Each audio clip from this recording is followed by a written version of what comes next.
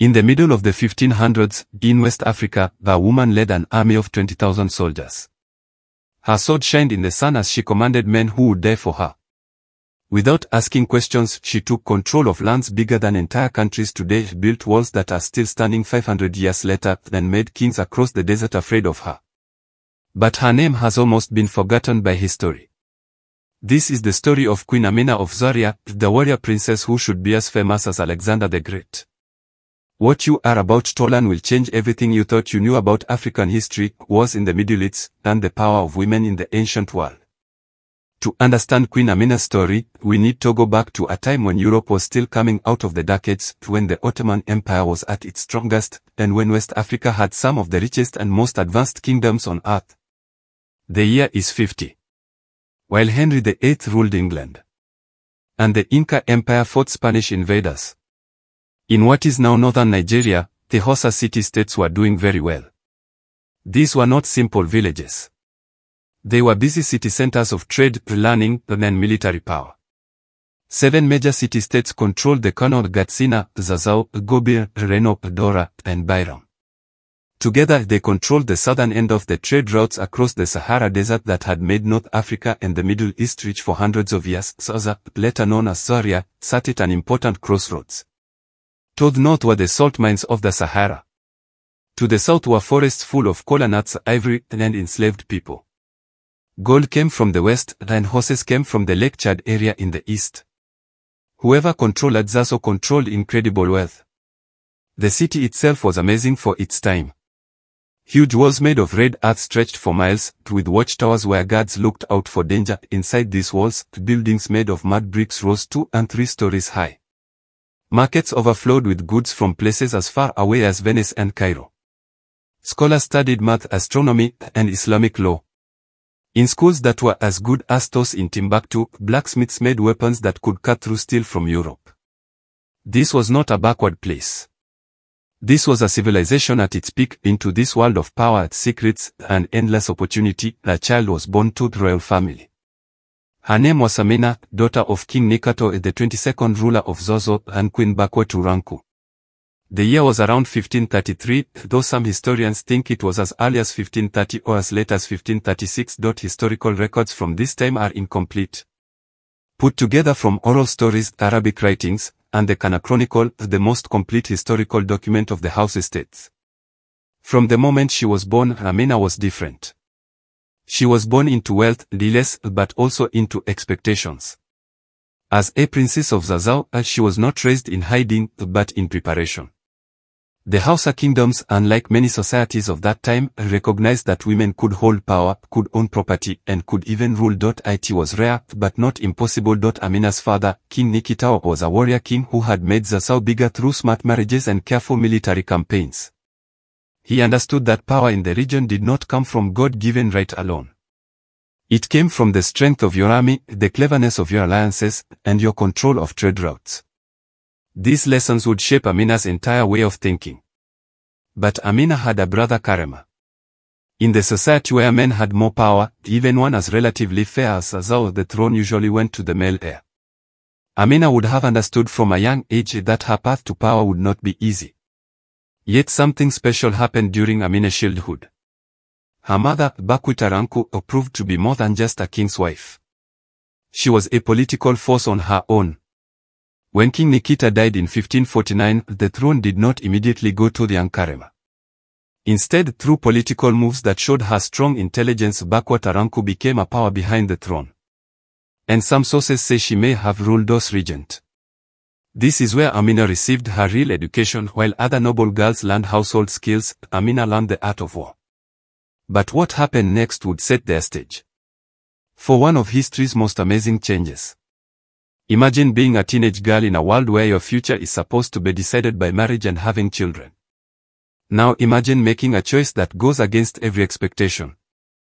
A choice that would seem impossible, even crazy, to those around you. Amina made that choice at an age when most princesses were learning court manners and preparing for arranged marriages to neighboring rulers. Amina demanded military training. And amazingly, she got it. The Hausa military tradition was advanced and tough. Warriors trained from childhood in horseback riding, sword fighting, spear throwing and archery. They learned tactics passed down through generations. How to read the land, how to coordinate cavalry charges, how to surround walled cities. The military culture of the region combined native African warrior traditions with influences from the Islamic world to the north, and the cavalry tactics of the great empires of Sudan. Amina threw herself into this world with an intensity that shocked her teachers. She learned to ride before she could fully control a war horse. She trained with weapons until her hands bled. She studied the campaigns of great generals, not just African leaders, but the tactics of the Byzantine Empire, the Mamluks of Egypt, and the Ottoman Turks whose influence was spreading across North Africa. But here's what made Amina truly special: she did not just learn to fight, she learned to lead. Leadership in a warrior culture was not about being the strongest or fastest. It was about earning respect from men who had been raised to believe that women were beneath them. It was about tactical brilliance that saved lives and won victories. It was about a presence, an aura that made tough warriors willing to follow you into certain death. Amina developed all of this. By her late teens, she was regularly joining Zazo's military expeditions. Not as a symbolic figure or a political token, but as an active participant. She rode with the cavalry. She fought in battles. She watched how battles were won and lost. She learned that war was not glorious. It was calculated, methodical, and unforgiving. During this time, Zazo's military was in almost constant, low-level fighting. The Hausa city-states were rivals as much as allies. They competed for control of trade routes, for tribute states, for respect. Small kingdoms to the south and west were always testing for weakness. Nomadic groups from the north raided for slaves and livestock. It was a world where military readiness was not optional. It was survival. Amina stood out in several small campaigns during the 1550s and early 1560s. The historical record is frustratingly thin on details, but oral traditions kept in Zaria speak of a princess who fought alongside men, who commanded a personal guard of elite warriors, and whose strategic insights impressed even the most experienced generals. But there was a problem. One that would test everything Amina had worked for. Her brother Karama took the throne around 1549. As the Nuzaki, the title for the king of Zazo, Karama was now the supreme military commander. Amina, despite her skills, answered him. In most societies, this would be the end of her military career. She would be married off to cement an alliance, sent to the women's quarters. Her warrior days nothing more than a strange footnote in the kingdom's history. But Karama made a decision that would change the course of West African history. He recognized his sister's genius. Instead of pushing Amina aside, Karama elevated her. He gave her command of cavalry units. He asked for her advice on military strategy. He sent her as his representative on campaigns. It was unprecedented, a woman holding military rank in a society where men held power. Some traditionalists in the court were shocked. But Karama understood something important. Amina was the best military mind in Zazo, perhaps in all the Hausa states. To ignore her talents because of her gender would be strategically foolish. For the next 16 years, from about 1549 to 1565, Amina served as one of Zazo's leading military commanders. Under her brother's reign, she led expeditions to defeat rebellious tribute states. She defended against attacks from rival kingdoms. She oversaw the strengthening of Zazo's defenses. All the while, she was building something even more valuable than military victories. She was building loyalty. The warriors who served under Amina developed a fierce devotion to her. She shared their hardships on campaign. She made sure they were fed and paid. She mourned their dead and celebrated their victories. She proved herself in combat again and again. Slowly, the idea of a woman warrior became not just acceptable, but admired. But even as Amina's reputation grew, she faced a choice that every woman in her position has faced throughout history. Marriage pressure mounted for Amina to marry.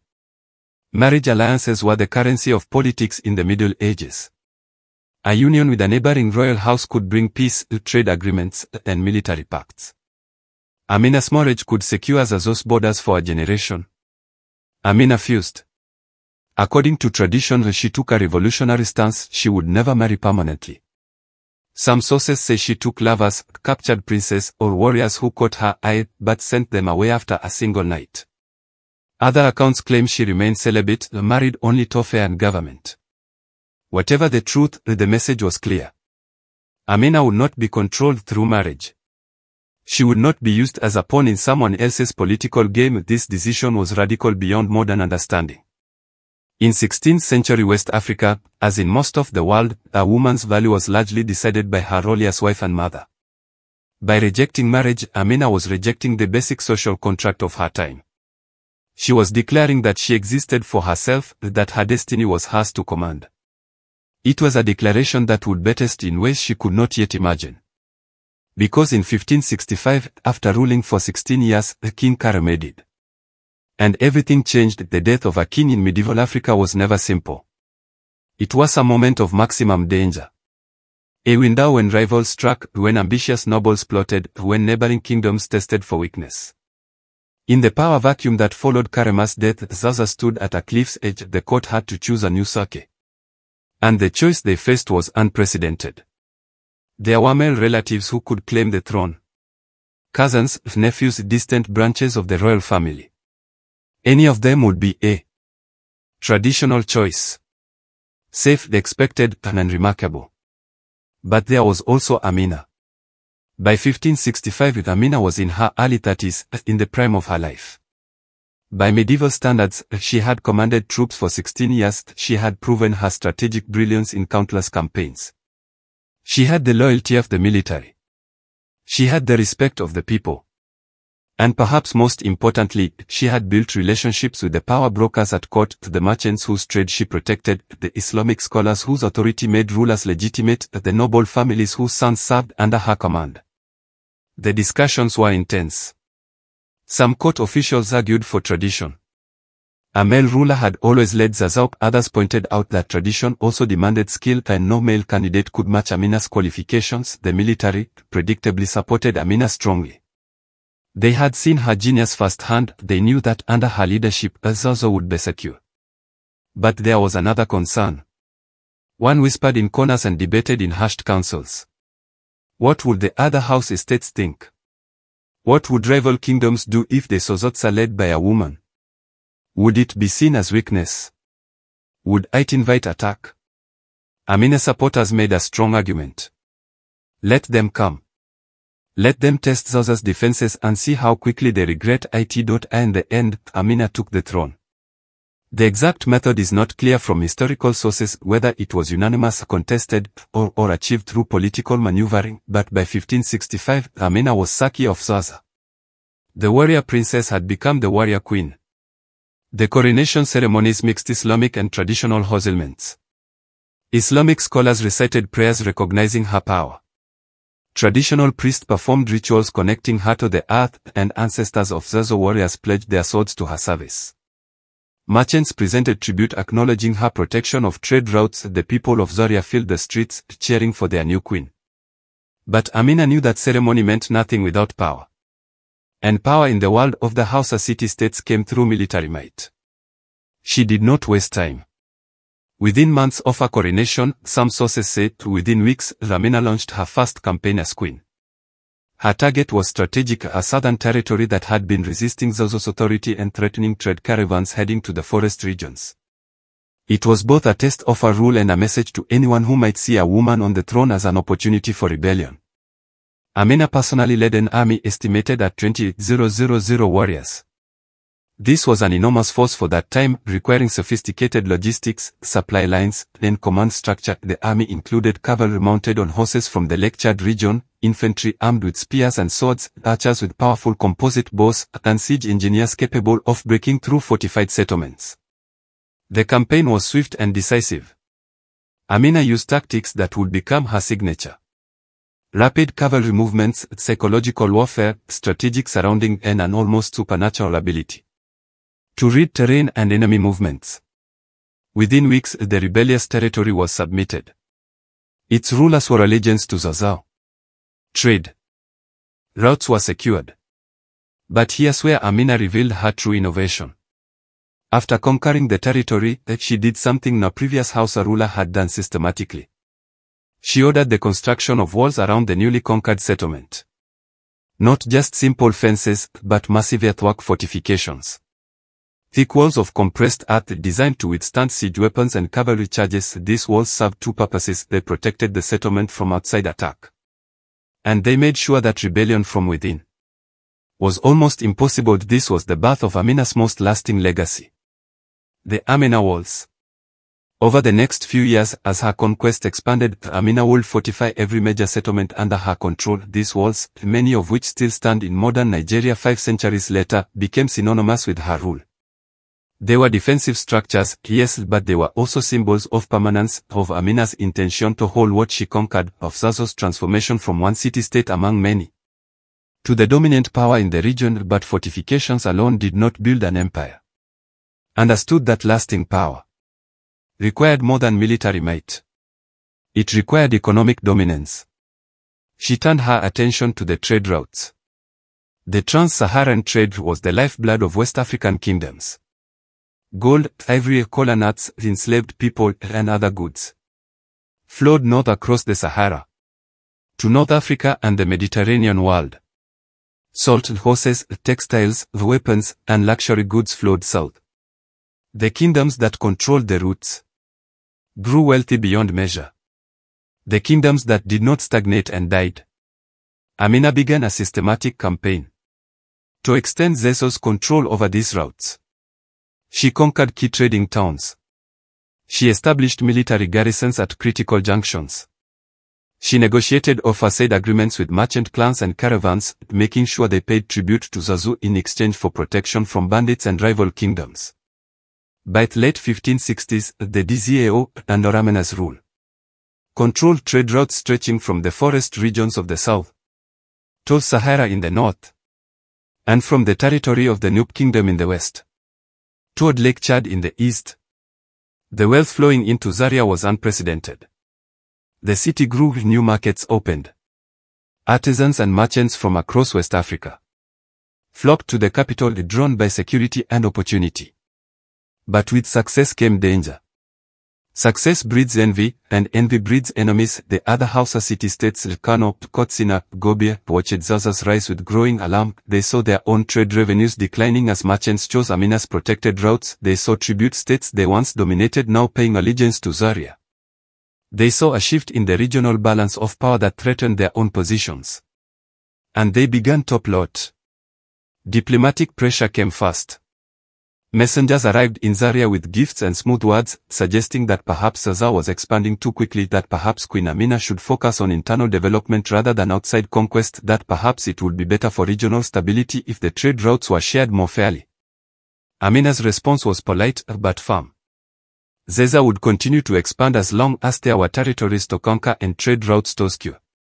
Any kingdom that wished to challenge this policy was welcome to try. It was a challenge that several kingdoms would soon accept. But before that confrontation came, Amina made a decision that would reshape the political landscape of West Africa for generations. A decision so bold, so daring, that when word spread, rulers from Cairo to the Atlantic coast took notice. What happened next would prove whether Amina was merely a capable military leader or something far more extraordinary. It was around 1568, 3 years into Amina's reign. Zaza was prosperous, well-defended, and militarily dominant in its immediate region. Most rulers would consolidate at this point, enjoy the fruits of success, strengthen internal government, rest on their achievements. Amina was not a ruler. She stood in her war council chamber, surrounded by her most trusted generals. Maps made of leather and fabric spread across wooden tables marked with stones and shells indicating settlements, trade routes, and military forces. Her commanders, hardened veterans who had fought beside her for years, waited for her to speak. Amina's finger traced a route on the map, moving south and west, far beyond Zaza's current borders. She was proposing something that seemed impossible. A campaign to conquer territories all the way to the Kwara Kingdom in the south and toward Nupe in the southwest. These were not minor border fights. This was empire building on a scale not seen in Hausa for generations. Her generals were doubtful. The logistics alone were staggering. They were talking about multiple campaigns. Thousands of miles of territory. Battles against kingdoms with their own powerful armies. The resources required food, weapons, horses, manpower would strain even Zaza's considerable wealth. But Amina had thought this through. She did not propose conquest for glory or personal ambition. She saw a strategic necessity. The kingdoms to the south and west controlled resources that Zaza needed. Forest products, agricultural lands, and crucially, access to different trade networks that connected to the Atlantic coast, where European traders were beginning to appear in significant numbers. Moreover, if Zaza did not expand its rivals with the balance of power in West Africa was constantly shifting, standing still was the same as decline. To secure Zaza's future, Amina had to strike now while she had momentum, resources, and a battle-hardened army. Her generals recognized the logic. They also recognized something else. Amina's strategic vision was generations ahead of its time. She was not thinking about next year or even the next decade. She was thinking about Zaza's position in a changing world, where transatlantic trade might soon rival trans-Saharan routes, where European technology and weapons were entering Africa, where the old certainties were crumbling. The campaign began in 1569. Amina assembled the largest army Zaza had ever fielded. Estimates from various sources suggest somewhere between 20,000 and 25,000 warriors. An enormous force for pre-industrial Africa. This army included cavalry units that were among the best in West African infantry armed with iron-tipped spears and swords. Archers ran specialized units for siege warfare. The first targets were smaller kingdoms and settlements on Zaza's southern border. These campaigns served as both military objectives and training exercises, allowing Amina to test her logistics, identify capable junior officers, and refine tactics for the larger conflicts to come. The pattern of conquest became predictable: rapid cavalry approach, psychological intimidation through displays of force, offers of peaceful submission with reasonable terms, and a fused, overwhelming military assault. Amina fought not to destroy completely, but to conquer. She wanted tribute states that would trade, pay taxes and provide military support, not empty wastelands. Settlement after settlement fell. Some resisted and were crushed. Others submitted without a fight, calculating that Amina's terms were better than destruction. After each conquest, Amina's engineers, skilled builders who had perfected earthwork construction, began building walls. The Amina walls started to spread across the landscape like a connected network of fortified points. Each one a statement of Zaza's permanence, but as Amina pushed deeper into southern territories, she encountered more organized resistance. The Kororofa, a powerful group of peoples to the southeast, had been watching Amina's expansion with growing alarm. They were not some minor kingdom to be easily conquered. They had their own sophisticated military traditions, their own network of alliances, and a fierce determination not to become Zaza's subjects. The first major battle between Amina's forces and the Kororofa occurred near a river crossing that both sides recognized as strategically crucial. Control of this crossing meant control of trade routes connecting the forest regions to the Sahel. Amina arrived with her main army to find Kororofa forces already dug in on the far bank. It was a strong defensive position. Trying to cross the river under fire would result in terrible casualties. A conventional commander might lay siege waiting for the enemy to run out of supplies, or might seek an alternative crossing, potentially adding weeks to the campaign. Amina did neither. Under cover of darkness, she sent cavalry units upstream and downstream, searching for alternative crossings. But this was a trick. Her real plan was far more daring. She ordered her engineers to build rafts and floating platforms. Not enough to transport her entire army, but enough for a shock force of elite warriors. As dawn broke, Amina launched a coordinated assault. While her main army made noise at the primary crossing point, drawing qualified attention and forces, her elite units crossed at two different points at the same time. Using the rafts, the Kororofa found themselves attacked from three directions at once. Their defensive position collapsed within hours. The battle was over, with Kororofa forces in full retreat. It was a masterpiece of tactical innovation. Amina had shown that she could outsmart as well as outfight her enemies. Word of the battle spread rapidly. Other kingdoms in the region faced a choice: submit to Zaza or risk facing Amina's army in battle. Most chose submission. Over the next several years, from about 1569 to 1573, Amina conducted campaign after campaign, each one extending Zaza's reach further from the capital. Her army became a well-oiled military machine. Supply lines stretched for hundreds of miles, maintained by a complex system of garrison towns and tribute states required to provide resources. Her cavalry became legendary. Fast, disciplined, capable of covering enormous distances, and striking with devastating effect. But Amina's genius was not just military. She understood that conquest meant nothing without administration. As territories fell under her control, she put in place a system of government that was remarkably sophisticated for its time. Local rulers who submitted peacefully were generally allowed to continue governing their own people, provided they paid tribute to Zaza or contributed warriors to Amina's army when required, and protected trade routes through their territories. This system of indirect rule allowed Amina to control vast territories without keeping large occupation for everywhere. For territories that resisted and were conquered by force, Amina installed governors from Zaria, usually successful military commanders or trusted administrators. These governors were given significant freedom but were ultimately accountable to the queen. They were expected to maintain order, collect taxes, and make sure that Zaza's interests were protected. The revenue flowing into Zaria became enormous. Gold, ivory, cola nuts, textiles, livestock, and enslaved people captured in wars all contributed to the royal treasury. Amina used this wealth not just for personal luxury, although she certainly enjoyed the trappings of power, but to fund further military campaigns to improve Zaria's infrastructure and to support the Islamic scholars and traditional priests whose blessing made her rule legitimate. By 1574, Zaza, under Amina's rule, had become the dominant power in Hausaland. Her territory extended from the edges of the Sahara to the forest regions of the south and from Nublands in the west to territories approaching Lake Chad in the east. She had not quite created an empire on the scale of Mali or Songhai, but she had built something unprecedented for Hausa ruler. A unified, militarily powerful state that could project force across hundreds of miles. But success, as Amina was about to discover, created its own problems. The other Hausa city-states could no longer ignore Zaza's dominance. Kano and Katsina, the two most powerful traditional rivals to Zaza, began coordinating their policies.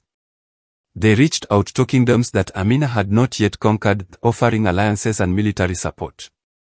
They spread propaganda suggesting that Amina's rule was illegitimate, that a woman leading warriors was contrary to Islamic law, that Zaza had grown arrogant and had to be brought down. Trade wars erupted. Merchants from Kano and Katsina refused to use Amina's routes. They established alternative paths, even though these were longer and more dangerous. They spread rumors of Amina's cruelty, her ambition, her dangerous innovations. Diplomatic isolation followed. When Amina sent messengers to the courts, they were received coldly or not at all. Marriage alliances that might have secured peace were refused. Religious leaders in rival kingdoms issued fatwas questioning Amina's legitimacy, and then, in late 1574 or early 1575, Amina received intelligence that confirmed her worst fears. Kano, Katsina, and several smaller house estates were forming a military coalition. Their clear goal, to invade Zaza, remove Amina from power, and divide her territories among themselves. It was the crisis Amina had been preparing for since taking the throne. Everything she had built, the walls, the tribute states, the army, the trade network, was about to be tested in the most basic way possible. War was coming. Not a border fight or Amina conflict, but an existential battle that would determine Zaza's future. Amina returned to Zaria and immediately called together her war council. The discussion was serious. Her intelligence reports suggested the coalition might field an army of 40,000 to 50,000 warriors, roughly twice the size of Amina's available forces. They would be invading from multiple directions, trying to divide Amina's army and overwhelm Zaza's defenses. Her generals proposed various strategies. Defensive warfare, allowing the enemy to exhaust themselves against Zaza's walls. Diplomatic outreach, trying to peel off members of the coalition with offers of favorable terms, even a radical suggestion to abandon the outer territories and consolidate around Zaria itself. Amina rejected all of this. Instead, she proposed something that shocked even her most experienced commanders, something so bold, so risky that it could either save Zaza or destroy it completely. But what was this plan? And could even Amina's genius overcome such overwhelming odds? The answer would determine not just the fate of Zaza, but the future of an entire region. The situation was desperate. Spring of 1575. Intelligence reports flooded into Zaria daily, each one more alarming than the last. The coalition forces were gathering at multiple points along Zaza's borders. Kano was mobilizing its famous cavalry units.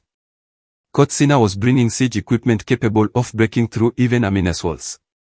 Small estates were contributing thousands of warriors eager for a share of the spoils. When Zazzau fell, Amina's court was divided.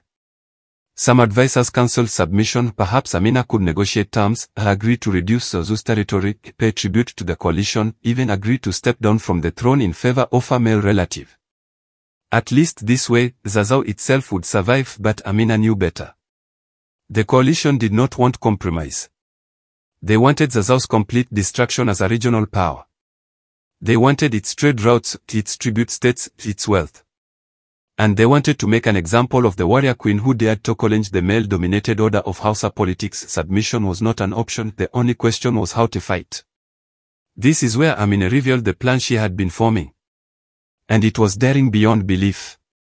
Instead of waiting for the coalition to invade, she would strike first, not at the coalition's assembled armies. That would be suicide. Instead, she would attack the coalition's weak point, its supply lines and tribute states. The logic was ruthless, but brilliant. The coalition army was huge, yes, but huge armies require enormous resources: food, water, fodder for horses, weapons, medical supplies. All of this had to flow continuously from the coalition's home territories to their forward positions.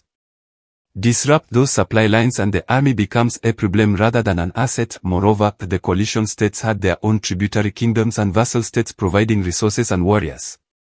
If Amina could flip some of this through bribery, threats, or military action, the coalition's numerical advantage would disappear. Her generals were stunned. What Amina was proposing was not a battle plan. It was an entire campaign strategy that attacked the enemy's political and economic infrastructure rather than its military directly. It was generations ahead of conventional military thinking, but it required speed, coordination, and a willingness to take enormous risks. Amina divided her army into multiple fast-moving columns. The bulk of her forces remained around Zaria, creating the appearance that she was preparing for defensive warfare.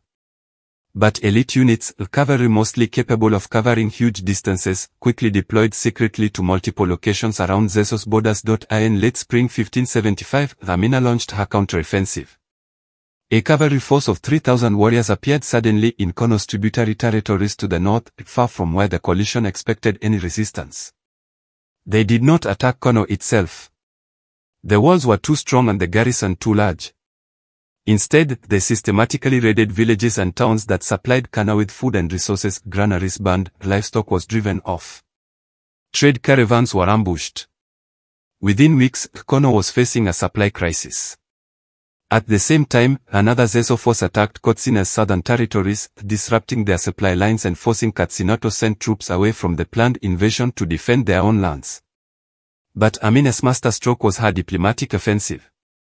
Her messengers fanned out across the region, carrying a simple message to smaller states that had allied with the coalition. Zazzau remembers its friends and punishes its enemies. States that withdrew from the coalition now would face no punishment. States that remained would be Amina's first targets. Once this war was over, it was psychological warfare of the highest order. The smaller states had not joined the coalition out of hostility to Zazzau. They joined out of fear of Kano and Kotsina or hope of gaining some advantage. Now Amina was offering them an exit. Several states began wavering. A few quietly sent messages to Zaria pledging neutrality. The coalition leadership faced a dilemma. Their carefully planned invasion was falling apart before it even began. Their supply lines were under attack, their alliance was breaking up, they needed a decisive victory to restore momentum and unity. In midsummer 1575, the coalition finally launched its invasion. A massive army, estimates suggest around 40,000 warriors, after some allies withdrew, advanced on Zaria from the north and west. At the same time, the coalition commanders were confident. Even with Amina's disruptions, they still outnumbered Zazzau's defending forces. They had siege equipment. They had experienced generals. They had righteous anger at Zazzau's arrogance. Amina let them come. The coalition army found Zazzau's territories largely empty, villages were abandoned, granaries destroyed or emptied, wells poisoned. Amina had put in place a scorched earth policy. Anything that could supply the invading army had been removed or destroyed. The coalition had to carry all its supplies with heat, stretching their already stressed logistics even further when the coalition forces finally reached the first major fortified settlement. One of Amina's wall-protected towns about 3 days' march from Zaria itself. They prepared for a lengthy siege. The walls were formidable, and intelligence suggested a significant garrison inside. The siege began. Coalition forces surrounded the settlement, brought up siege equipment, and prepared for a long assault. Days passed, then weeks. The garrison refused to surrender. Coalition forces launched assault after assault. Each one pushed back with heavy casualties. And then the garrison disappeared under cover of darkness. Using underground tunnels Amina's engineers had built for exactly this purpose, the defenders evacuated the settlement completely. When coalition forces finally broke through the walls and stormed inside, they found an empty town. No supplies, no defenders, nothing of value. They had spent weeks and thousands of casualties capturing literally nothing. It was humiliating and demoralizing. Worse, it revealed Amina's strategy. She never intended to defend the outer territories in conventional sieges. She intended to bleed the coalition through a war of attrition, forcing them to spend resources attacking empty fortifications while her cavalry harassed their supply lines. The coalition leadership faced a terrible choice. Press on towards Zaria itself, knowing that supply shortages were becoming critical, or withdraw and face political disaster at home. They chose to press on. It was exactly what Amina wanted. By the time coalition forces reached Zaria itself in late summer, they were exhausted, undersupplied, and demoralized. They had been marching and fighting for months. Casualties from Amina's raids and sieges of empty fortifications had been significant. Disease was spreading through their camps due to poor sanitation and limited food. The coalition that started with 40,000 warriors now had perhaps 30,000 combat-effective troops. And they were facing Zaria's walls, the most formidable fortifications in Hausa. Amina had spent weeks preparing her full army. About 20,000 warriors was concentrated in and around the capital. Fresh troops, well-fed, fighting on familiar ground with their backs to their homes and families. The walls had been reinforced. Every approach had been fortified. Supplies to withstand a siege of many months had been stockpiled, but Amina did not plan to wait for a siege. The coalition established camps around Zaria, preparing for a long assault. Their commanders knew they could not simply storm the walls. That would result in terrible casualties. They needed to methodically reduce the defenses, bring up siege equipment, and starve out the defenders. On the third night of the siege, Amina struck. She launched a night raid in force. 10,000 warriors pouring out of Zaria's gates in a coordinated assault on the coalition's camps. The attack came from multiple directions, but at the same time, exploiting gaps in the coalition's perimeter that Amina scouts had identified. The coalition forces, exhausted and not expecting aggression from defenders, were thrown into chaos. The battle that followed was brutal and confusing. In darkness, fighting broke down into dozens of small fights. Coalition commanders struggled to organize a coherent defense. Some units fought effectively, others panicked and fled. The carefully planned siege dissolved into a melee that favored Zoso's fresh, well-led warriors. By dawn, the coalition's camps were in ruins. Thousands of coalition warriors were dead or captured. Crucial siege equipment had been destroyed. Most importantly, the coalition's remaining supply wagons, containing desperately needed food and weapons, had been captured or burned. The coalition army was broken. What followed was less a battle than a rout. Coalition forces began withdrawing in disorder. Some units maintained discipline and conducted fighting retreats, others simply fled, abandoning equipment and wounded comrades. Amina's cavalry pursued relentlessly, turning withdrawal into catastrophe. By the time surviving coalition forces struggled back to their home territories, they had lost more than half their original strength. Kano had suffered thousands of casualties. Gatsina's famous cavalry units were shattered. Small estates that contributed warriors faced the political consequences of a disastrous military adventure. The coalition war was over. Zadzo had won a victory so complete, so overwhelming, that it would be remembered for generations. But Amina did not stop there. In the aftermath of victory, while her enemies were reeling and disorganized, she launched a series of punishment campaigns. Territories that supported the coalition faced Zoso's punishment. Some were conquered outright and absorbed into Amina's growing domain. Others were forced to pay massive penalties and provide hostages as guarantees of future loyalty. Kano and Kotsina, the coalition's leaders, were forced to negotiate peace treaties that were humiliating in their terms. They had to recognize Zazzau's dominance. They had to open their markets to Zazzau's merchants on favorable terms. They had to pay tribute not as formal vassals, but as gifts that everyone understood were actually protection payments. The balance of power in Hausaland had fundamentally shifted before the coalition war. Zazzau was powerful, but still one state among several. After the war, Zazzau was unmistakably dominant. Amina's authority extended across territories that dwarfed those of any previous Hausa ruler. But here's what made Amina truly remarkable. As a ruler, she did not simply crush her defeated enemies. She understood that stable power required not just military dominance, but political legitimacy and economic prosperity. In the years immediately following the coalition war, roughly 1576 to 1578, Amina put in place a series of policies designed to transform her military conquest into lasting political authority. First, she invested heavily in infrastructure. Trade routes across her territories were improved and protected. Merchant caravans traveling through Zazzau's lands enjoyed security unprecedented in the region. This attracted more trade, which brought more wealth, which funded more military and infrastructure development in a positive cycle. Second, she established a more systematic administrative structure. Previously, Zazzau's territorial control was somewhat random. Conquered territories paid tribute but otherwise governed themselves. Now, Amina created a more formalized system. Governors received clear instructions on tax collection, justice, administration, and military duties. Regular inspections ensured compliance. It was the beginning of what might have evolved into a true bureaucratic state, rather than just a collection of tribute territories. Third, she cultivated relationships with Islamic scholars and institutions. Amina was a practicing Muslim, and she understood that religious legitimacy was crucial for maintaining authority. She funded the construction of mosques. She supported Islamic education.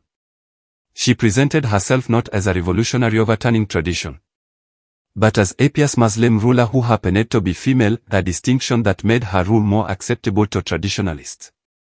Fourth, and perhaps most importantly, she secured trade relationships beyond Hausaland. Zazzau, under Amina, began trading directly with North African kingdoms and city-states.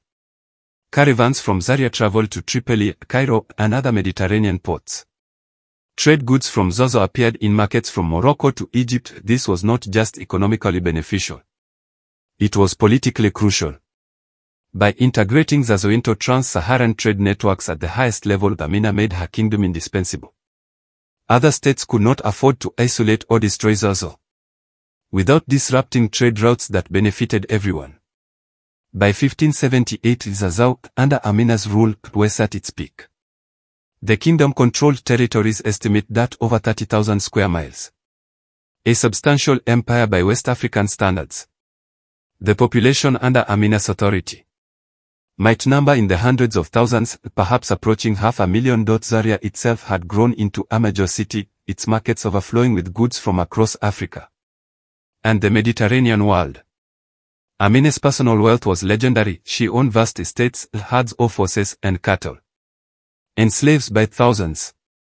She dressed in the finest imported silks and wore jewelry of gold and precious stones.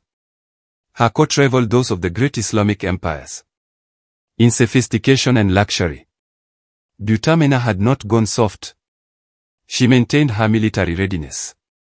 Her army remained one of the most formidable in West Africa. She continued to lead campaigns personally, refusing to become a distant figurehead in her mid-40s. By this point, Amina was still riding at the head of her cavalry, still making tactical decisions on battlefields, still commanding the absolute loyalty of her warriors. The Amina walls continued to spread wherever Zazzau's authority extended. Fortifications appeared. These walls served military purposes certainly, but they were also symbols, visible reminders that Zazzau's power was permanent, built into the landscape itself. 500 years later, archaeologists and historians would study these walls, marveling at their extent and sophistication. But as the 1570s gave way to the 1580s, Amina faced new challenges. Not military threats. She had thoroughly dominated her immediate neighbors. Instead, she faced the challenges of success. How to maintain an empire built on military conquest. Amy. How to ensure succession when she had no children. How to adapt to a changing world where European influence in West Africa was slowly but surely growing. And there was something else, something that Amina perhaps did not fully recognize yet. She was getting older. The years of constant campaigning, the stress of ruling, the physical toll of warfare, all of it was accumulating. She was still formidable, still brilliant. But she was no longer the young warrior princess who first seized power. The question hanging over Zazzau in the early 1580s was one that Amina herself must have been thinking about. What happens when she is gone? She had no children. She had refused to marry. She had built an empire. But empires built around a single charismatic leader often collapse when that leader dies. Zazzau's stability depended entirely on Amina's personal authority. Remove her and what was left? Amina began making preparations for succession. She elevated certain military commanders and administrators, clearly grooming them for leadership. She strengthened the institutional structures of government, trying to make sure that Zazzau could function even without her direct oversight. She cultivated loyalty not just to herself personally, but to Zazzau as a concept, as a political entity that went beyond any individual ruler. But she also knew that ultimately, succession planning only went so far. When she died, there would be a power struggle. It was inevitable. The only question was whether Zazzau's institutions and the loyalty she had built would be strong enough to survive that struggle intact. In the meantime, Amina continued to rule with the same energy and brilliance that had characterized her entire reign. She led military expeditions into the mid-1580s. She personally oversaw major construction projects. She settled disputes brought before her court. She was not a ruler who delegated and disappeared into palace luxury. She was hands-on, engaged, constantly visible to her people. And she continued to build her legend. Stories about Amina spread far beyond Hausaland. Trans-Saharan merchants carried tales of the warrior queen to North Africa and beyond. Islamic scholars wrote about her in their chronicles, sometimes praising her piety and justice, sometimes questioning whether a woman could legitimately rule. European traders beginning to establish themselves on the West African coast had rumors of a powerful inland kingdom ruled by a woman warrior. But what these distant observers did not fully understand was that Amina was not just a military conqueror or a political leader. She had transformed an entire region. The security she established allowed trade to flourish in ways it never could. When the house estates were constantly fighting among themselves, the infrastructure she built, walls, roads, market towns would outlast her by centuries. The administrative system she developed would influence how future West African states were organized. Amina had created something that went beyond her own remarkable life. She had proven that women could rule, could conquer, could build empires as effectively as any man.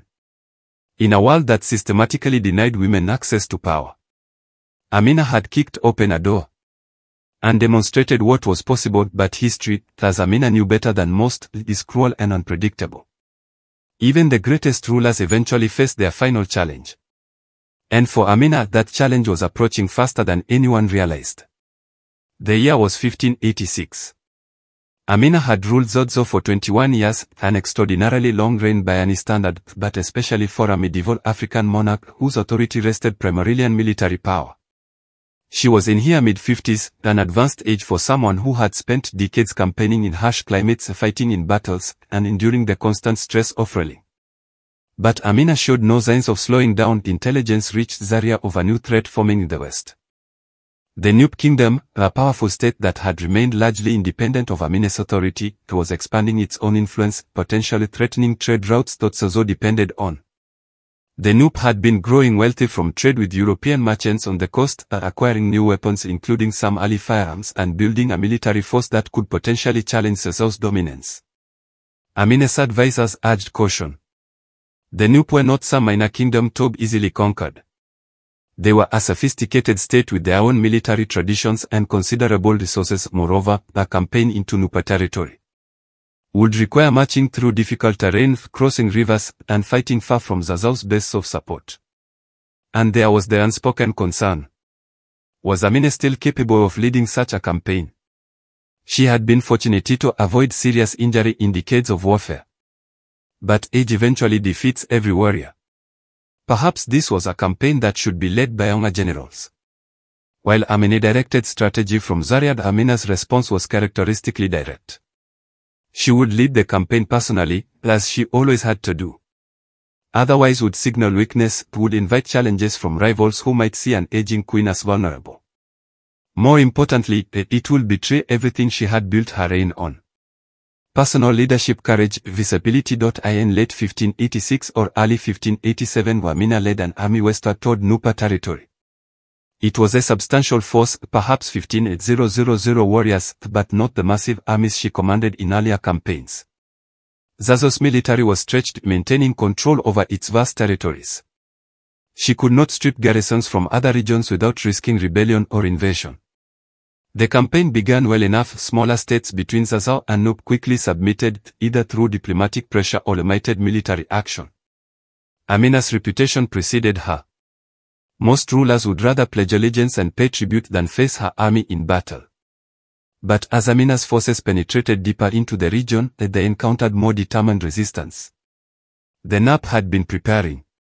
They had formed alliances with smaller kingdoms in the region. They had positioned defensive forces at key river crossings and mountain passes. They were not going to submit without a fight. The first major engagement occurred at a river crossing defended by no forces. It was eerily similar to Amina's early victory against the Kora Rofa decades earlier. A defensive position that had to be overcome to continue the advance. Amina employed similar tactics: feints, multiple crossing points, coordination between different parts of her army. But this time the Nupi was ready. They had studied Amina's tactics from previous campaigns. They anticipated the feints and had reserves positioned to respond to multiple crossing attempts. The battle was fierce and costly. Zazo forces eventually secured the crossing, but casualties were higher than in any engagement Amina had fought in years. Worse, the Nupi forces conducted an organized retreat. Rather than routing, they would be able to regroup and fight again. It was a warning sign that this campaign would be different from Amina's previous conquests. Over the following months, Amina's army advanced slowly through Nup territory. Each river, each fortified town, each mountain pass was contested. The Nupi were fighting a smart defensive war, avoiding large-scale battles they might lose while inflicting steady casualties through ambushes, raids and defense of strong positions. Amina's supply lines were stretched thin. The scorched earth tactics that worked so well against the coalition invasion now worked against her. The Nup had destroyed crops and driven off livestock, forcing Amina's army to carry all its supplies. Disease began to spread through her camps. Morale, while still strong due to Amina's personal presence and legendary reputation, was not what it once was. And then, in mid-1587, a disaster nearly struck. Amina was personally leading a reconnaissance with a cavalry unit when they were ambushed by a much larger Nup force. It was a well-planned trap. The Nupi had been tracking Amina's movements and set up an ambush specifically targeting her. The fighting was desperate and close quarters.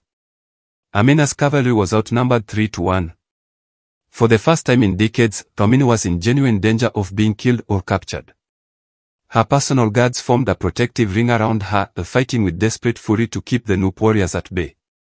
For several terrifying minutes, the fate of Zazo hung in the balance. If Amina fell here in an ambush in enemy territory far from help, her empire could collapse into civil war within weeks. The commanders, waiting for news back at the main camp, included several who would immediately declare themselves a successor. The unity she had built over 2 decades could shatter. But Amina survived. Her guards, fighting with the desperation of men who knew their own fates depended on their queen's survival, managed to cut a path through the Nupa forces. Reinforcements from the main cavalry unit arrived. The Nup, having failed to capture or kill Amina, withdrew before they were overwhelmed by Zazo's superior numbers. Amina returned to camp with several wounds and none life-threatening, but serious enough that she needed days to recover. It was a sobering moment. For the first time, Amina and her commanders had to face the reality that she was not invincible. That age and the accumulated toll of decades of warfare had made her vulnerable in ways she never was as a younger woman. The campaign against the Nup continued, but its character changed. Amina's commanders insisted, and she reluctantly agreed, that she no longer personally lead reconnaissance missions or place herself in the most dangerous combat situations. It was a compromise that pained her deeply. She had built her authority on personal courage and visibility. To pull back even slightly felt like the beginning of the end. But she was practical enough to recognize necessity. Over the remainder of 1587 and into 1588, Amina's forces gradually wore down Nupa resistance. It was not the swift, decisive campaigns of a youth, but rather a grinding war of wearing down town by town, river crossing by river crossing. Zazao advanced. The Nupi fought bravely, but ultimately they lacked the resources and manpower to match Tsotso's military machine. By late 1588, the Nup leadership sued for peace. The terms were favorable to Zazo trade agreements, tribute payments, acknowledgement of Amina's authority. But it was not unconditional surrender. The Nup retained their kingdom and much of their autonomy. It was a compromise that reflected the reality of the campaign. Amina had won, but at a higher cost than she was used to paying. The army returned to Zaria in early 1589. They received a hero's welcome.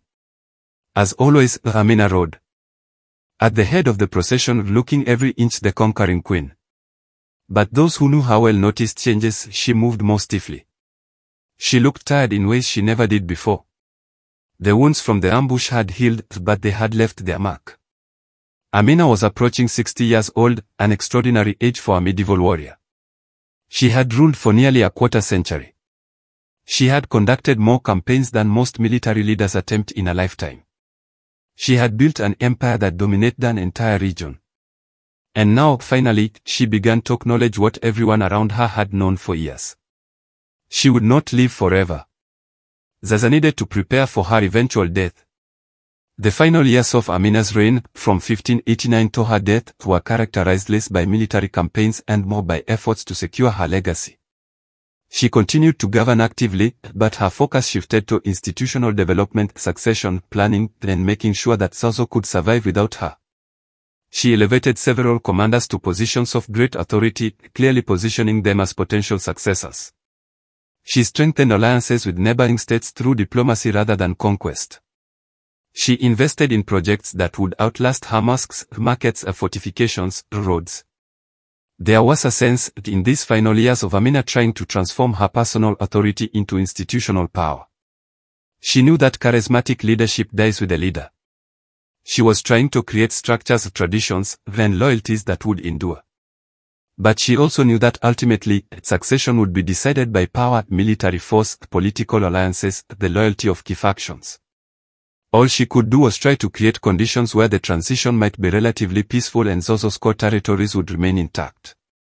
In her final campaigns at smaller expeditions to put down rebellions or intimidate restive tribute states, Amina no longer led from the front lines. She directed strategy from the capital or from well-protected positions near the fighting. It was a necessary compromise, but one that eroded her mystique slightly. The warrior queen was becoming simply the queen. Contemporary accounts from this period, fragmentary as they are, describe Amina as still formidable, but clearly aging. She moved with the aid of attendants. She suffered from ailments common to people who had spent decades campaigning in harsh climates, probably chronic pain from old injuries, possibly respiratory issues from years of exposure to smoke and dust. But her mind remained sharp. Visitors to her court described a ruler who was still very much in command, who discussed military strategy with clarity, who remembered details of events decades past, who could still intimidate subordinates with a glance and inspire loyalty with her presence. The exact date of Amina's death is lost to history. Different sources give different years, ranging from 1610 to as late as 1617. Most modern historians place it around 1610, which would make Amina about 77 years old. An extraordinary lifespan for that era. The most persistent tradition about her death places it during yet another military campaign. According to this account, Amina insisted on personally leading one final expedition. Despite her advanced age and failing health, she died not in palace luxury, but in a military camp, still trying to expand or defend her kingdom, still refusing to accept that age had finally defeated her where no enemy could. If true, it is an ending that would have pleased her. A warrior's death and campaign, serving Zazo to her final breath. But what happened after her death would prove whether everything she built could survive without her. If you have made it this far into the story of Queen Amina, you are clearly someone who appreciates history the way it should be. Immersive, detailed, and absolutely gripping. This channel is dedicated to bringing you more incredible stories like this one. diving deep into the lives of historical figures who deserve to be as famous as any European monarch or ancient conqueror. So if you have not already, hit that subscribe button and join a community of people who believe history should never be boring. There is so much more to explore together. Now let's return to Zaria, to the aftermath of Amina's death, and to the question that will determine her true legacy. The death of a monarch who has ruled for decades, who has built an empire through personal charisma and military genius, who has no clear heir. This is a recipe for disaster. When news of Amina's death reached Zaria, the city went into mourning. But beneath the public grief, ruthless political calculation began. Multiple factions, each with their own candidate for the throne, started positioning for power. The military commanders who served under Amina were the most obvious contenders. They had troops loyal to them personally. They had experience governing territories. They had the respect of the warrior class. But they were also rivals who had spent years competing for Amina's favor. Now that she was gone, all jealousies and ambitions resurfaced. There were also members of the royal family, the distant relatives of Amina, who had legitimate blood claims to the throne, even if they lacked her military genius or political skill. Some nobles supported these candidates, seeing them as more traditional, more manageable than the ambitious generals. And then there were external threats. Neighboring kingdoms that submitted to Amina's authority but never truly accepted it, saw her death as an opportunity. If Zazzau descended into civil war, they might be able to reclaim independence or even expand at Zazzau's expense. The weeks following Amina's death were tense. Different factions jockeyed for position. Military units were moved to strategic locations. Alliances were formed and broken. Violence seemed inevitable. But then something remarkable happened, something that speaks to Amina's true legacy. The commanders and nobles of Zazzau, after intense negotiations, reached a compromise. They selected a new ruler, not one of the most powerful military commanders, which would have created intense resentment among the others, and not a weak royal figurehead which would have left Zazzau vulnerable. Instead, they chose someone competent, relatively neutral, and acceptable to most factions. The new Saki faced immediate challenges. Several tribute states, sensing weakness, declared independence. Neighboring kingdoms tested Zazzau's defenses with border raids. Internal rivals plotted to overthrow the new ruler and claim power for themselves. But, and this is crucial, Zazzau did not collapse the institutions Amina built. The administrative structures she established, the network of fortifications and garrisons she created, the trade relationships she cultivated, all of this survived her death. They provided continuity and stability, even as political leadership changed. The Amina walls, in particular, proved their worth. When tribute states rebelled, they found themselves facing fortifications. That made reconquest extremely difficult. When neighboring kingdoms invaded, they encountered a defensive network that Amina designed specifically to protect Zazzau's core territories. The walls bought time for Zazzau's army to mobilize and respond to threats. Moreover, the military culture Amina created persisted. The warriors who served under her did not suddenly forget their training or lose their discipline. The cavalry tactics she developed continued to be employed. The emphasis on fortification, on controlling trade routes, on systematic administration. All of this became standard practice for Zazzau's rulers. Over the next several years following Amina's death, Zazzau experienced what historians would recognize as a managed decline. The empire Amina built proved too large to maintain. Without her personal authority, the distant territories broke away. The extent of Zazzau's direct control shrank back, closer to its historical core, around Zaria itself. But then this is the key point, Zazzau itself survived as a major power. It did not collapse into civil war. It did not get conquered by rivals. It continued to be one of the major Hausa city-states, continuing to play an important role in West African politics and trade for centuries. This is Amina's true achievement. She did not just conquer territories. She built institutions and systems that outlasted her. She did not just win battles. She created a military culture and defensive infrastructure that protected Zazzau even after her death. She did not just accumulate power, she legitimized women's authority in ways that influenced how future generations thought about leadership and capability. The historical record of the decades immediately after Amina's death is frustratingly sparse. We know that Zazzau continued to be ruled by a series of leaders, some more capable than others. We know that the kingdom maintained its independence and importance. We know that trade continued to flow through Zaria, that the walls continued to protect its territories, that the military traditions Amin established continued to be honored. But we have lost the details, the names of specific rulers, the exact boundaries of territories, the particular military campaigns. History, particularly African history from this period, is full of these gaps, where oral traditions fade and written records are incomplete or lost. What we do know with certainty is the Amina walls, many of which still stand today over 400 years later, remain as physical testimony to her reign. Archaeologists have mapped extensive networks of these fortifications across northern Nigeria. The walls are sophisticated earthwork constructions, some with bases 20 feet thick and heights of over 20 feet.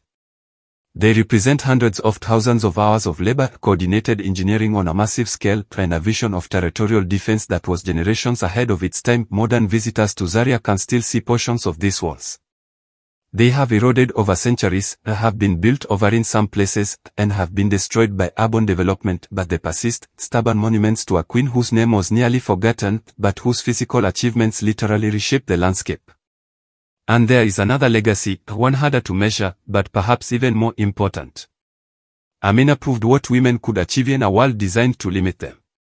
In the centuries after her death, her story was preserved in oral traditions, in songs sung by griots, in tales told to children. These stories varied in details. Some portrayed heroes almost superhuman. Others focused on her romantic exploits. Still others emphasized her piety and justice. But all agreed on the core. A woman ruled Zazzau, built an empire, commanded armies, and earned a place among the greatest leaders in Hausa history. This mattered. It provided a counter-narrative to the male-dominated assumptions that ruled most societies. It demonstrated that women's exclusion from power was a choice, not a necessity. It inspired and continues to inspire girls and women who hear her story to imagine possibilities beyond the role society assigns them. In 1975, over 350 years after Amina's death, the Nigerian government issued a series of stamps honoring historical figures who shaped the nation. One of those stamps featured Queen Amina of Zaria, sword in hand, leading her warriors. It was an acknowledgement, however late, that her achievements deserved to be remembered and celebrated. Today, statues of Amina stand in Zaria, and Lagos schools and streets are named after her. She is featured in Nigerian textbooks as a symbol of pre-colonial African achievement and female empowerment. Scholars debate the details of her life, trying to separate historical fact from legend. But here is the remarkable thing. Whether every story about Amina is literally true almost does not matter. What matters is that she existed, that she ruled, that she conquered. And that 5 centuries later, people still know her name and draw inspiration from her example.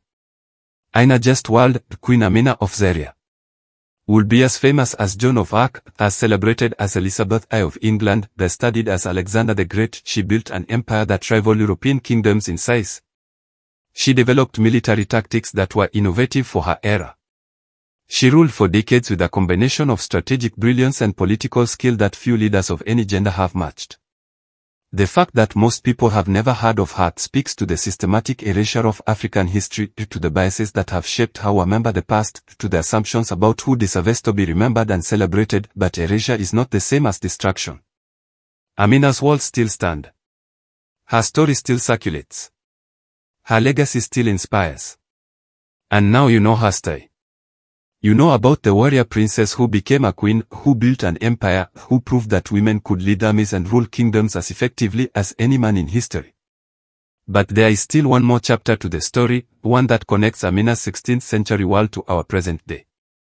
A chapter about how her legend evolved, how historians rediscovered her, and why her story matters now more than ever. For centuries after her death, Amina's story lived primarily in oral tradition. The Hausa people of northern Nigeria preserved her memory through songs, proverbs, and stories passed from generation to generation. She became a figure of folklore, not forgotten, but not quite historical either. Her achievements were remembered but also embellished, mythologized, transformed into legend. In these traditional accounts, Amina grows larger than life. Some versions claim she was a giantess, physically dominating men through sheer size. Others suggest she possessed magical powers. That she could conjure victories through supernatural means. Still others focus on romantic and sexual exploits, claiming she took a new lover after every victory, only to execute them in the morning. Narrative that says more about male fears, about powerful women, than about historical reality. These legendary additions are common for figures who loom large in cultural memory, but lack extensive written documentation. King Arthur accumulated similar legends in Britain. Charlemagne's historical achievements were embellished with fantastical elements. It is almost a mark of historical importance. Only figures who truly mattered get transformed into legends. But legends, however entertaining, can also hide history. By the 19th and early 20th centuries, as European colonialism dominated Africa, and European historians began writing African history, Amina was often dismissed as purely mythical. A folk heroine with no historical basis, like an African version of Wonder Woman. This dismissal was convenient for colonial narratives. If Africans had never built sophisticated kingdoms, and never developed complex political systems, never produced military geniuses capable of building empires, then colonialism could be justified as bringing civilization to a backward continent. Acknowledging rulers like Amina, women, and no less, who had built states that rival European kingdoms, complicated that narrative in uncomfortable ways. The systematic recovery of Amina's historical reality began in the mid-20th century. As African independence movement sparked renewed interest in pre-colonial African history. Scholars, many of them African, began the painstaking work of reconstructing the past from fragmentary sources. They turned to the Kano Chronicle, a historical document written in Arabic in the 19th century, but containing information passed down from much earlier periods. The chronicle mentions Amina, describing her as a military leader and listing some of her achievements. It provides dates and names of contemporaries and details of campaigns. They collected and analyzed oral traditions, recognizing that while these might contain legendary elements, they also preserve genuine historical memories. By comparing different versions of stories and identifying consistent elements across accounts, scholars could begin to separate probable fact from later embellishment. They studied the Amina walls themselves, physical evidence that could not be dismissed as folklore. Archaeological analysis of these fortifications confirmed that they were built using techniques consistent with 16th century Hausa engineering. Their extent and sophistication indicated centralized authority capable of mobilizing enormous labor forces. Exactly what you would expect from a powerful ruler. They examined trade records and accounts from North African merchants who traveled trans-Saharan routes. While few mention Amina specifically, she was, after all, ruling an inland kingdom that most North African traders never visited personally. They do describe a period when Zozo rose to prominence in regional trade, when security along certain routes improved dramatically, when wealth flowed into the Hausa region in unprecedented amounts. All of this is consistent with Amina's reign. As described in Hausa sources, slowly, painstakingly, a historical picture emerged. Not complete, there are still enormous gaps in our knowledge, but substantial enough that mainstream historians now acknowledge Amina as a genuine historical figure, rather than a myth. The scholarly consensus today places her birth around 1533. Her reign from about 1565 to her death around 1610. And her major campaigns in the 1570s and 1580s. Historians accept that she was a significant military leader who expanded Zazo's territory, that she built extensive fortifications, and that she ruled for several decades. The more fantastical elements of her legend, the supernatural powers, the executed lovers. The claims of being 7 foot tall are recognized as later additions. But here is what is fascinating. Even stripped of legendary embellishments, Amina's historical achievements remain extraordinary. She ruled for about 34 years in an era when violent overthrow of rulers was common and where women rulers were extremely rare. That alone indicates exceptional political skill. She conducted military campaigns that expanded Zazo's territory significantly and established it as a dominant regional power. This requires strategic brilliance, tactical expertise, and the ability to inspire loyalty in warriors who might otherwise have refused to follow a female leader. She put in place infrastructure projects, the walls that required enormous organization resources and vision. These were not built overnight or on impulse. They represent systematic planning and execution. Over years or decades, she integrated Zozo into trans-Saharan trade networks at the highest level, bringing unprecedented wealth to her kingdom and securing its economic future. And she did all this while navigating the prejudices and constraints of a male-dominated society that had every reason to reject her authority, but ultimately accepted and even celebrated it. The historical Amina, the real woman behind the legend, may be even more impressive than the mythical figure precisely because her achievements were human rather than supernatural. Today, Amina's legacy is being reclaimed and celebrated in new ways. Nigerian feminists point to her as proof that African women have always been capable of leadership and achievement, that male-dominated constraints are cultural choices rather than natural inevitabilities. Pan-Africanists celebrate her as an example of pre-colonial African achievement, evidence that African societies were sophisticated, powerful and capable of producing world-class leaders long before European contact. Artists have reimagined a story. In 2017, the Nigerian animated series called Queen Amina of Zaria introduced her to a new generation of African children.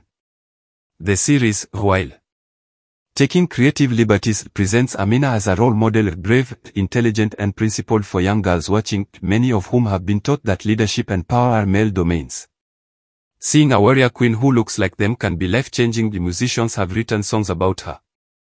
Nigerian artists across multiple genres, from traditional Hausa music to Afrobeat to hip-hop, have referenced Amina in their lyrics, using her as a symbol of strength, independence and African pride. Scholars continue to research her life, hoping to uncover new sources that might fill in the gaps in our knowledge. Archaeological expeditions map the extent of the Amina walls using modern surveying technology to understand their full scope. Historians comb through archives in North Africa and the Middle East, searching for any contemporary accounts that might mention Zaza during her reign, but perhaps most significantly, Amina has entered the global conversation about historical women who have been overlooked or forgotten. She appears in books and documentaries about female warriors and rulers. She is taught in some world history courses as an example of pre-colonial African political systems.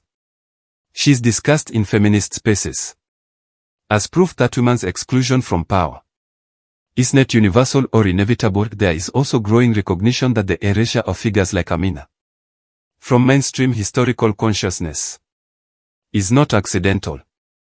It reflects centuries of bias, in which European history was treated as world history, in which African achievements were systematically downplayed or ignored, and in which women's contributions were marginalized, regardless of their actual impact.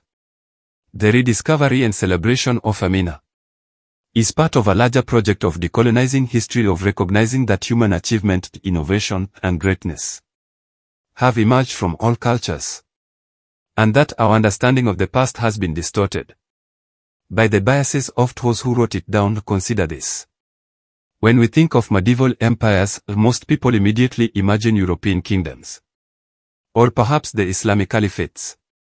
Few think of the sophisticated West African states, Mali, Songhai, the Hausa, kingdoms that controlled vast territories, facilitated international trade, and developed complex political and cultural systems. When we think of great military leaders, names like Alexander, Caesar, Napoleon, and Genghis Khan dominate. But how many people can name even one pre-colonial African military leader? Not because such leaders did not exist, or they absolutely did, but because their stories have not been told with the same prominence. And when we think of women warriors and rulers throughout history, we might recall Joan of Arc, Boudica, or perhaps Elizabeth I or Catherine the Great. But these are almost exclusively European figures. The assumption, often unstated, is that powerful women were oddities in history, and those who did emerge were products of uniquely progressive cultures. Amina challenges all of these assumptions. She proves that medieval Africa produced military geniuses equal to one in the world. She demonstrates that women in the 16th century could and did command armies, build empires, and rule with the same complexity as any male monarch. She shows that African history is world history, that it deserves the same serious study and celebration as European or Asian history. But here is what is truly remarkable. Despite centuries of neglect, despite the systematic bias against African history and women's history, Amina's story survived. It survived in oral traditions when written records were lost or never created. It survived in the physical landscape through the walls she built.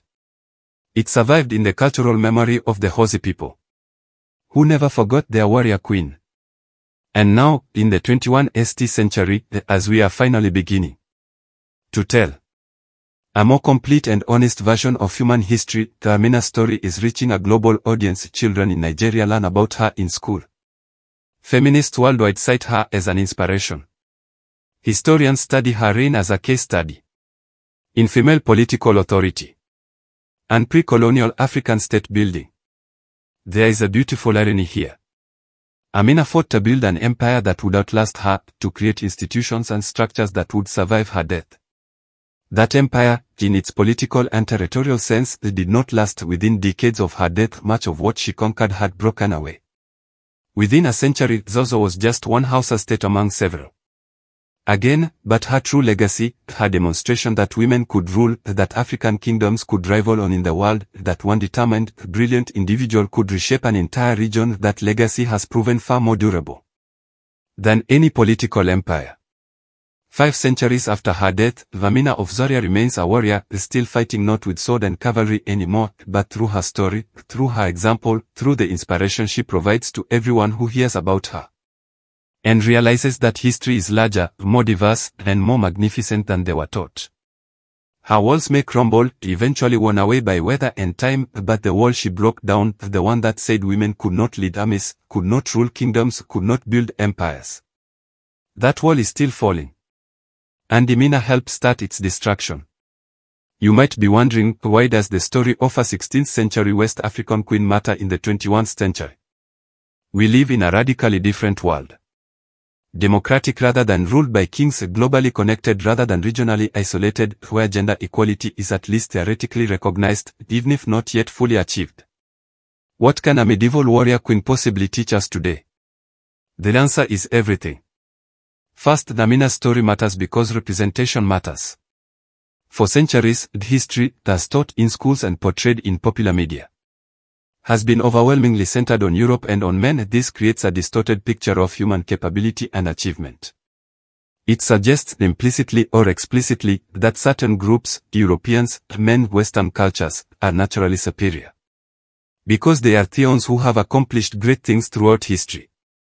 But this is demonstrably false. What is actually true is that certain groups have had more power to code their own histories and broadcast them to the world. African achievements were often dismissed as primitive or ignored entirely by European historians. Women's contributions were systematically erased or attributed to men. The history we inherited is not an objective record of what happened. It is a selective narrative shaped by power structures and biases. Amina's story disrupts this narrative. Here is an African woman in the 16th century, a period we are often taught was Europe's age of discovery and renaissance, who built an empire, commanded armies of 20,000 warriors, constructed fortifications across thousands of square miles, and ruled successfully for over 3 decades. She was not an exception who succeeded despite her background, as she was a product of sophisticated West African political and military cultures that produced many capable leaders for African people, particularly African women and girls. Knowing that someone like Amina existed and achieved what she did provides a different lens through which to view themselves and their heritage. It counters the colonial narratives that suggested Africa had no history worth studying before Europeans arrived. It provides role models and inspiration from within African culture. Rather than requiring African people to look exclusively to European or American figures for non-African people, Amina's story should prompt uncomfortable questions. What else do we not know about African history? How many other figures like Amina have been forgotten or dismissed? What distortions exist in our understanding of the past because we have relied primarily on European sources and perspectives? Second, Amina's story illuminates the relationship between gender and power in ways that remain relevant today. Amina did not succeed by being one of the Geyser by denying her gender. She succeeded by being exceptionally competent at every aspect of leadership, military strategy, political maneuvering, economic policy, diplomatic relations. She demanded to be judged by her abilities rather than her gender, and over time she converted skeptics through demonstrated excellence. But she also faced obstacles specifically because she was a woman. She could not rely on traditional paths to power. Like male heirs, she faced pressure to marry that male rulers did not. She had to prove herself in ways that men in similar positions did not, and she had to maintain her authority while navigating a society that had deeply ingrained assumptions about gender roles. This mirrors challenges that women leaders face today. Study after study shows that women in leadership positions are held to higher standards than men, that their competence is questioned more readily, that their authority is challenged more frequently. Women have to be exceptional to be seen as merely equal to mediocre men. Amina's response: relentless competence, visible achievement, building institutional power rather than relying solely on personal authority remains a relevant model. But her story also highlights the cost. She apparently never married, never had children, spent decades in military camps rather than enjoying royal luxury, and worked until she literally died on campaign. We can celebrate her achievements while also acknowledging that the barriers she faced should not have existed and that her story does not mean women should have to make such sacrifices to be taken seriously as leaders. Third, Amina's story demonstrates the importance of infrastructure and institutions in building lasting power. Amina could have been content with military conquests alone, defeating enemies, extracting tribute, enjoying the spoils of victory. Many conquerors throughout history have taken this approach. But conquests without consolidation are temporary. Empires built purely on military might collapse when the conqueror dies or when military fortunes turn. Amina understood this. That is why she built the walls not just as military defenses, but as permanent statements of those control over territory. That is why she developed administrative systems to govern conquered territories. That is why she invested in trade, infrastructure, and diplomatic relationships. Her approach to building institutions and systems that outlast individual leaders is the foundation of any stable government or organization. It is the difference between movements that collapse when their charismatic founder departs and organizations that continue for generations. It is a lesson that applies to everything from nations to businesses to social movements. Fourth, Amina's story reveals the complexity of historical morality and the dangers of presentism. By modern standards, much of what Amina noted would be considered morally problematic or even horrific. She conquered other kingdoms, suppressing their independence. She extracted tribute through threat of force. Her empire almost certainly participated in the slave trade, which was a standard practice across medieval Africa, the Middle East, and Europe. Her military campaigns resulted in thousands of deaths. We should acknowledge these aspects of her reign honestly. Amina was a product of a time, operating according to the norms and values of 16th century West Africa. Conquest was how states expanded unsecured resources. Slavery was a universal institution that would not seriously be challenged until the 18th and 19th centuries.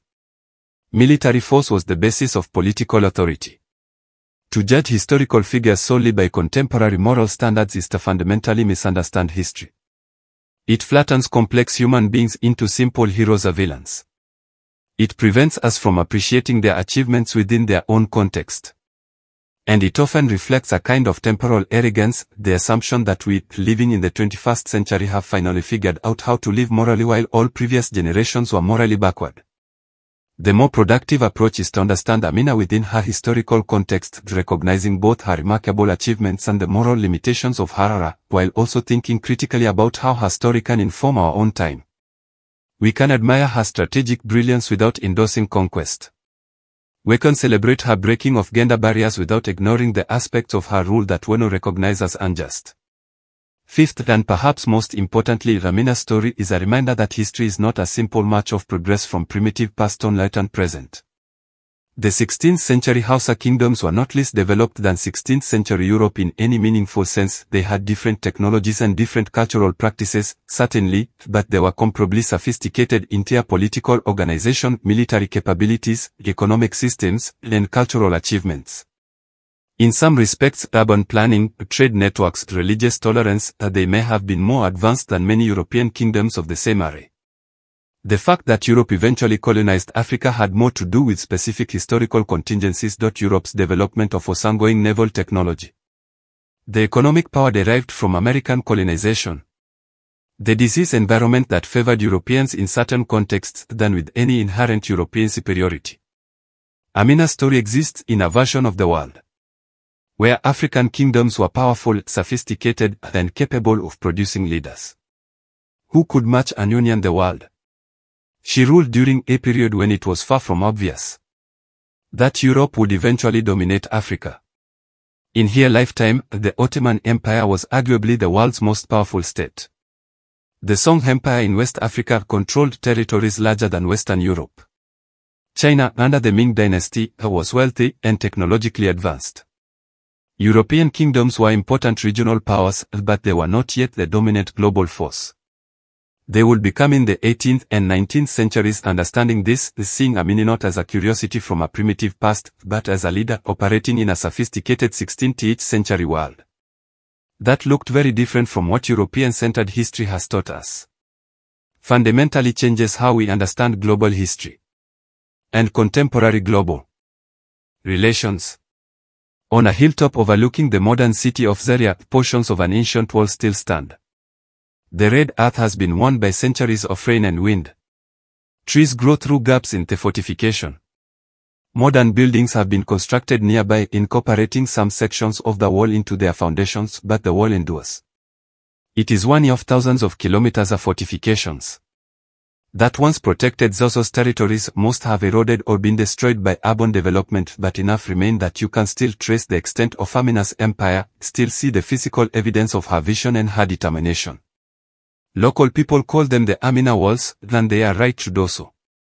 These walls are her monument, more lasting than any statue, more meaningful than any written chronicle. Because he raised the thing about Amina that makes her truly extraordinary. She was not supposed to succeed as a woman in a male-dominated society. She was not supposed to lead armies as a ruler in a region of competing kingdoms. She was not supposed to build an empire as an African leader. In an era when African achievements would be systematically erased from historical consciousness, her style was not supposed to survive. But she led armies anyway. She built an empire anyway. Her story survived anyway. Not because she was superhuman or magical, or different from other women who faced similar constraints, but because she was brilliant, determined, politically astute, militarily gifted, and absolutely unwilling to accept the limitations that society tried to impose on her. She looked at a world that told her she could not do something, and said, "Watch me." She led warriors who had been taught that women were weak into battle after battle, proving through victory after victory that competence and courage have nothing to do with gender. She built walls that would outlast empires, that would still be standing 5 centuries after her death, that would still bear her name long after the kingdom she fought against had faded into historical footnotes. She created a legend so powerful that it survived centuries of colonial bias, historical erasure, and systematic marginalization of African and women's history. And now, in the 21st century, the Queen Amina of Zaria is finally receiving the recognition she deserves. Not as a mythical figure or a folk legend, but as a genuine historical person who achieved extraordinary things, who shaped the history of an entire region, and whose legacy continues to inspire people around the world. Her walls may eventually crumble to dust. The details of her campaigns may fade from memory, the exact dates and names may be lost to time. But the essential truth of her story, that a woman in 16th century West Africa built an empire, commanded armies, ruled for decades, and earned a place among history's greatest leaders. The truth is no part of the permanent record. It cannot be erased. It cannot be denied. It cannot be forgotten. Queen Amina of Zaria, warrior, conqueror, builder, leader, legend. She rode at the head of 20,000 warriors. She conquered territories that would become nations. She built walls that still stand after 500 years. And she proved once and for all that history belongs to everyone. Not just to those who have had the power to write it down, but to everyone who has lived it, shaped it, and left their mark upon the world. Her style is African history. It is women's history. It is military history. It is political history. But most of all, it is human history. A reminder that human potential has no boundaries except those we artificially impose. That greatness can emerge from any culture and any gender. That the past is far richer, far more diverse, and far more inspiring than we have been taught to believe. The warrior princess became a queen. The queen became an empire builder. The empire builder became a legend. And the legend, 5 centuries later, is still teaching us lessons about courage, capability, and the power of refusing to accept the limits others try to impose on us. That is the legacy of Queen Amina of Zaria. And it will endure as long as her story continues to be told. If this story moved you, inspired you, or taught you something you did not know before, I have a simple request. Share it. Tell someone about Queen Amina of Zaria. Post about her on social media, recommend this video to friends who love history. Because stories like this, stories that have been marginalized and overlooked for too long, only survive when people actively work to keep them alive. Hit that like button if you believe history should include everyone's story, not just the ones we have traditionally been taught. Drop a comment telling what aspect of Amina's story resonated with you most. Was it her military genius? Her political skill? Her defiance of gender norms, or something else entirely? And absolutely subscribe to this channel because we are on a mission to uncover and share the incredible historical stories that to be as famous as any European king or ancient emperor. There are so many more stories like Amina's waiting to be told. African leaders, Asian conquerors, indigenous American civilizations, women warriors from every continent. History is vast and magnificent when you stop treating it as the exclusive domain of Europe and men. We are building a community of people who believe that history should be immersive, accurate and inclusive. Join us by subscribing, turn on notifications so you never miss when we drop the next deep dive into a historical figure or event that should be world famous but is not. Together, we can make sure that stories like Queen Amina's reach the audiences they deserve. We can decolonize history one story at a time. Until next time. Keep exploring, keep questioning what you have been taught and keep believing that history is so much more than what made it into your school textbooks. This was the story of Queen Amina of Zaria, the warrior princess who built an empire and whose walls still stand 5 centuries later. Never forget her name.